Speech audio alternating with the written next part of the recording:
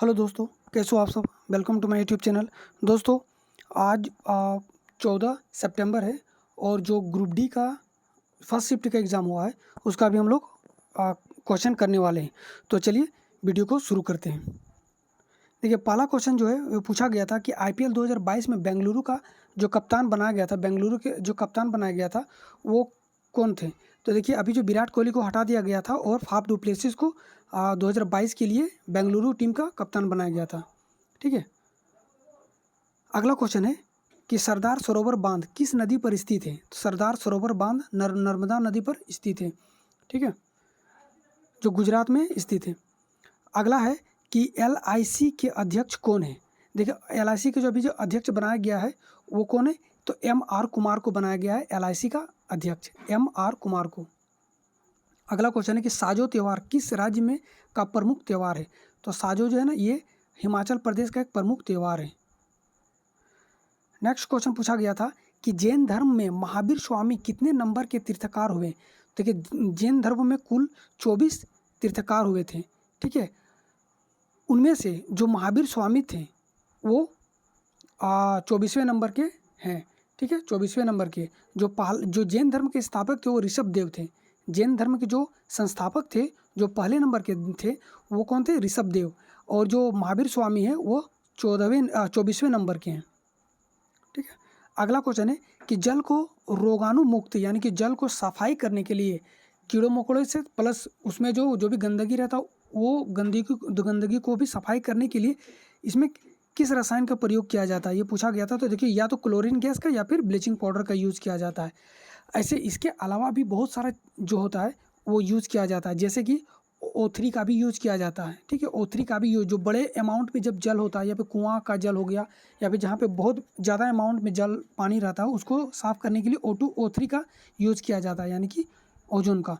ठीक है, इसी तरह से क्लोरीन गैस का भी यूज़ किया जाता है। इस तरह से ब्लीचिंग पाउडर का भी जो छोटे अमाउंट में हो तो वहाँ पे ब्लीचिंग पाउडर का यूज किया जाता है। अगला है कि पेड़ पौधे में फ्लोएम का क्या काम है। देखिए, फ्लोएम का मुख्य कार्य पूछा गया था पेड़ पौधे में। ठीक है, तो जाइलम और फ्लोएम ये दो हर बार आप लोग के एग्जाम से आ रहा है। तो फ्लोएम का क्या काम है, जो पत्तियों द्वारा बनाए गए जो भोजन होता है ना, उसको पत्तियों से लेकर के पौधों के अन्य भाग तक पहुंचाया जाता है और इसका जो डायरेक्शन होता है टॉप टू बॉटम की ओर होता है। ठीक है, इसी तरह से अगर जाइलम का पूछ दे तो जाइलम क्या करता है, खनिज और जल को पूरा जो पौधे होते हैं पौधे में डिस्ट्रीब्यूट करता है। ठीक है, और इसका डायरेक्शन क्या होता है, नीचे से ऊपर की ओर होता है। ठीक है, डायरेक्शन भी कई बार पूछा गया है। अगला क्वेश्चन पूछा गया था कि बजट 2021-22। देखिए, यहाँ पे बजट 2021-22 नहीं होगा, हमको लग रहा है कि बजट 2022-23 का पूछा गया है। ठीक है, 22-23 का पूछा गया था कि आर्थिक वृद्धि दर कितना रखे, यानी कि जीडीपी का जो आर्थिक वृद्धि दर है वो कितना रखा गया था। तो 22-23 का यही होना चाहिए। आई थिंक इसका जो क्वेश्चन है, जैसे बच्चे द्वारा बताया गया कि 21-22 का, तो 21-22 का 7 पॉइंट समथिंग कुछ करके था, ये नहीं होगा। 7.3 या 7 पॉइंट कुछ करके इस तरह से था उसका आर्थिक वृद्धि। लेकिन जो 2000 हमको लग रहा है 2022-23 का ये पूछा गया था, और जो 2022-23 में जीडीपी का जो आर्थिक वृद्धि दर रखा गया लक्ष्य वो 9.2 रखा गया है, 9.2। ये क्वेश्चन क्या था, आप लोग एग्जैक्टली अगर किसी का एग्ज़ाम था और वो दे के आए हैं तो प्लीज़ आप लोग इसको कमेंट में ज़रूर कीजिएगा, क्योंकि इसके बाद जो शिफ्ट वाला एग्ज़ाम होता है उसमें हम ये सब क्वेश्चन डाल देते हैं कि जो ये फर्स्ट शिफ्ट का ये क्वेश्चन जो है ये सही क्वेश्चन ये था, इस तरह करके हम उसको डालते हैं।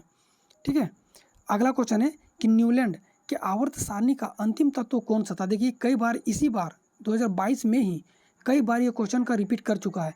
ठीक है, न्यूलैंड का जो आवर्त सारणी है उसमें टोटल जो कुल तत्वों की संख्या है 56 है। ठीक है, उसमें से जो पहला तत्व है हाइड्रोजन और अंतिम तत्व है थोरियम। ठीक है, तो ये पूछा गया था आप लोग का अंतिम तत्व कौन सा, तो इसका हो जाएगा थोरियम। ठीक है, अच्छा, आने वाले शिफ्ट में ये भी पूछ देगा कि थोरियम का एटॉमिक नंबर और मास नंबर, ये आप लोग को एटॉमिक मास दोनों याद रखिएगा। ठीक है। नेक्स्ट क्वेश्चन है कि डॉक्टर मनमोहन सिंह किस प्रधानमंत्री के कार्यकाल में वित्त मंत्री थे। तो डॉक्टर मनमोहन सिंह जो थे पीवी नरसिम्हा राव के कार्यकाल के समय ये वित्त मंत्री थे। ठीक है, अगला क्वेश्चन पूछा गया था कि निम्न में से किस राज्य में पंचायती राज व्यवस्था नहीं है। देखिए, ये भी क्वेश्चन कई बार रिपीट किया गया है। ठीक है, ये सब क्वेश्चन रिपीटेड क्वेश्चन है, और ये सब जो क्वेश्चन है ये आने वाले जो शिफ्ट में इसमें भी डायरेक्टली पूछा जा सकता है। तो ये और पंचायती राज व्यवस्था से अभी तक जब से एग्ज़ाम शुरू हुआ है तब से लेकर अभी तक हर शिफ्ट में पूछा जा रहा है।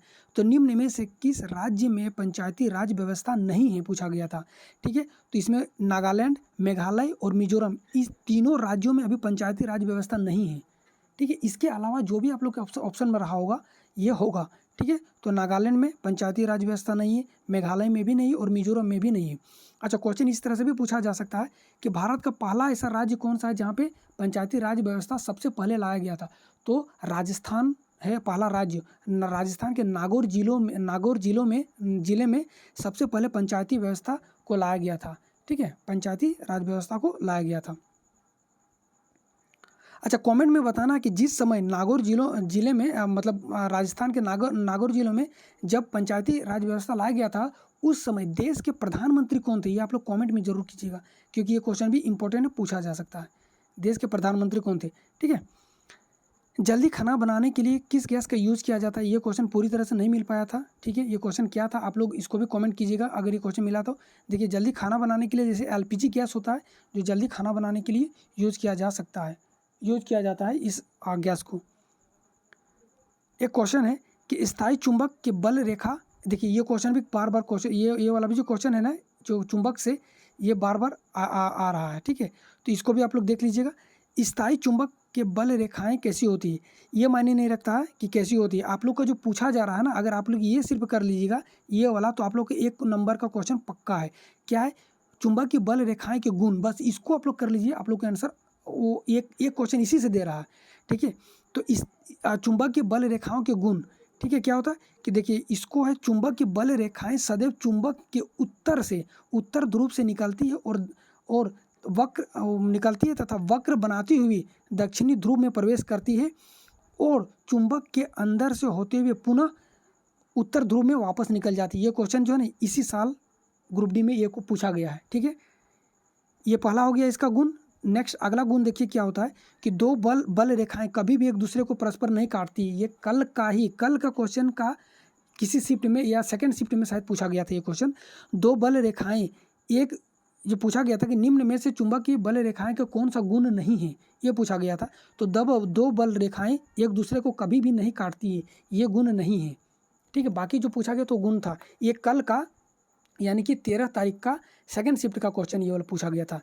तो ये जितने भी क्वेश्चन यहाँ से सब क्वेश्चन पूछा जा रहा है। ठीक है, ये क्वेश्चन है चुंबक के क्षेत्र जहाँ प्रबल होता है, ये क्वेश्चन अभी तक नहीं पूछा गया, ये पूछा जा सकता है। ये एकदम आप लोग VBI कर लीजिए इसको। ठीक है, ये पूछ देगा क्या है, चुंबक के क्षेत्र जहाँ प्रबल होता है वहाँ बल रेखाएं पास पास में होती है। ठीक है, जहाँ पे प्रबल होता है चुंबक के क्षेत्र वहाँ बल रेखाएं क्या होती है, तो ये पास पास में होती है। ठीक है, अगला है एक समान चुंबक के क्षेत्र की बल रेखाएं परस्पर समानांतर एवं बराबर दूरियों पर होती है, ये भी शायद पूछा जा चुका है। तो ठीक है, ऐसे आप लोग के लिए अभी इंपॉर्टेंट जो है ये चारों कर लीजिए। देखिए अब जो है यहाँ पे क्वेश्चन पूछा गया था, सिर्फ घुमाया गया था क्वेश्चन, कुछ नहीं। अगर सेम क्वेश्चन रहा है, अगर जिस तरह बच्चे द्वारा बताया गया सेम क्वेश्चन रहा है तो क्वेश्चन का आंसर देखिए क्या होगा। स्थायी चुंबक के बल रेखाएं क्या होती है? भैया क्या होती है? नॉर्थ से साउथ की ओर होगी। और क्या होगी? नॉर्थ से लेकर के साउथ की ओर होगी। बस यही तो है जो कि यहाँ पे दे रखा है इसमें। तो ठीक है, चुंबक की बल रेखा क्या होगी? तो अगर आप ये 4 सिर्फ कर लीजिएगा तो इसमें से आपका एक क्वेश्चन पकड़ा जाएगा। फिर एक क्वेश्चन है कि भारत में 14 निजी बैंकों का राष्ट्रीयकरण कब हुआ था? तो भारत में जो 14 निजी बैंकों का राष्ट्रीयकरण किया गया था वो 19 जुलाई 1969 को। ठीक है, 19 जुलाई 1969 को किया गया था। ठीक है, 1969 को किया गया था। ठीक है, तत्कालीन, और उस समय कौन थे प्रधानमंत्री? तो उस समय इंदिरा गांधी जी प्रधानमंत्री थे। उस समय राष्ट्रीयकरण किया गया था 14 बैंकों का। ठीक है, 1969 को। एक क्वेश्चन पूछा गया था कि वर्ल्ड एथलीट चैंपियनशिप 2022 में किसने सिल्वर मेडल जीता था? ये क्वेश्चन कल का क्वेश्चन है, कल का क्वेश्चन फिर से रिपीट कर दिया नीरज चोपड़ा ने। ठीक है, उसमें थोड़ा सा क्वेश्चन सिर्फ चेंज था कि नीरज चोपड़ा में कौन सा मेडल जीता था। ठीक है, तो वो नीरज चोपड़ा ने सिल्वर मेडल जीता था उसमें, और यहाँ पे पूछ दिया कि silver medal world athlete championship 2022 में नीरज चोपड़ा ने जीता है। मेंस जेवलिन थ्रो फाइनल में भारत ने ओलंपिक चैंपियन का वो ये जो है नीरज चोपड़ा ने सिल्वर मेडल जीता है। ठीक है, अगला क्वेश्चन है कि 1934 में कांग्रेस सोशलिस्ट पार्टी का गठन किसके द्वारा किया गया था? तो 1934 में जो कांग्रेस सोशलिस्ट पार्टी का जो गठन किया गया था, इसके संस्थापक थे जयप्रकाश नारायण। अब आपको बताना है कि इसमें से कौन सा ऑप्शन में दिया गया था। ये चारों ये जो चार है नाम है, ये चारों ही यहाँ मतलब चारों मिल के ये पार्टी का निर्माण किए थे। जयप्रकाश नारायण, राम मनोहर लोहिया और आचार्य नरेंद्र देव। माफ़ कीजिएगा, तीन थे, जयप्रकाश नारायण, राम मनोहर लोहिया और आचार्य नरेंद्र देव। ठीक है, कौन सी नदी पंजाब से निकलती है? तो देखिए, निकलने वाली पंजाब से नदी कौन कौन है? झेलम है, चेनाब है, रावी है, ब्यास है और सतलज है। आपका ऑप्शन में कौन सा था आपको देखना है। यदि अवतल दर्पण के त्रिज्या को दोगुनी कर दिया जाता है तो फोकल लेंथ पे क्या प्रभाव पड़ेगा?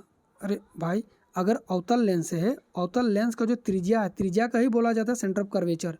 ठीक है, किसी भी, इसको देखिए, किसी भी एक इस तरह से गोला है, गोला को काट दिए यहाँ से, तो ये क्या बन गया? अवतल लेंस। अब इसी का जो त्रिज्या होता है ना, ये यहाँ से यहाँ तक त्रिज्या, इसी को सेंटर ऑफ कर्वेचर बोला जाता है, या फिर इसी को आर बोल लीजिए। इसके आधा यहाँ पे एफ हो जाता है, यहाँ पे पोल हो जाता है। ठीक है, तो वही यहाँ पे बताया जाता है। ठीक है, ठीक है, तो यहाँ पे पोल है। अब बोला गया कि त्रिज्या को दोगुना कर दिया जाए। मान लेते हैं त्रिज्या मेरे पास यहाँ पे था, सेंटर ऑफ कर्वेचर, अब इसको दोगुना कर देते हैं, सेंटर ऑफ कर्वेचर यहाँ आ जाता है, तो जो ये जो फोकस है ये भी दोगुना हो जाएगा। यहाँ ना होकर क्या फोकस यहाँ पे हो जाएगा। ठीक है, तो ये भी दोगुना हो जाएगा। ठीक है, क्योंकि इसके आधी होती है, सेंटर ऑफ कर्वेचर के आधी होती है फोकस, माफ कीजिएगा, फोकल लेंथ। फोकस अलग होता है, फोकल लेंथ अलग होता है। ठीक है, जब सफ़ेद प्रकाश प्रिज्म से होकर, देखिए ये भी क्वेश्चन रिपीटेड, अभी जो है ना इतना रिपीटेड क्वेश्चन आ रहा है, 3 से 4 क्वेश्चन तो अब मतलब हर बार रिपीटेड डाल रहा है। देखिए, सफ़ेद प्रकाश जब किसी प्रिज्म से होकर गुजरती है तो सबसे ज़्यादा जो है ना किस रंग का वर्ण विक्षेपण सबसे ज़्यादा होता है? तो बैंगनी रंग का सबसे ज़्यादा होता है, सबसे कम होता है लाल रंग का। ठीक है, निम्नलिखित में से वर्ण विक्षेपण मतलब कौन सा रंग सबसे ज़्यादा बेंड करता है? मान लेते हैं कि एक प्रिज्म है, देखिए इसको आप समझिए ज़रा, एक प्रिज्म है, यहाँ से एक वाइट लाइट आया, यहाँ से आते ही यहाँ पे जब अंदर आने के बाद ये 7 रंगों में टूट जाता है। देखिए बेंड कैसे किया, ये अगर सीधा चल जाता तो कोई भी बेंड नहीं, कुछ भी बेंड नहीं किया।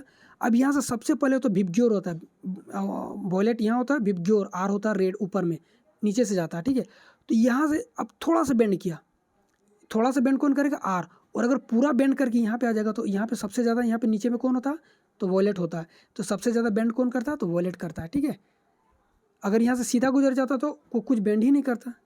तो ठीक है, तो वर्ण विक्षेपण सबसे ज़्यादा किसका होता है? तो बैंगनी का होता है, सबसे कम लाल का होता है। निम्नलिखित में से कौन एक प्रजनन कोशिका है? ये पूछा गया था, प्रजनन कोशिका कौन सा है? देखिए, तो प्रजनन कोशिका क्या होता है?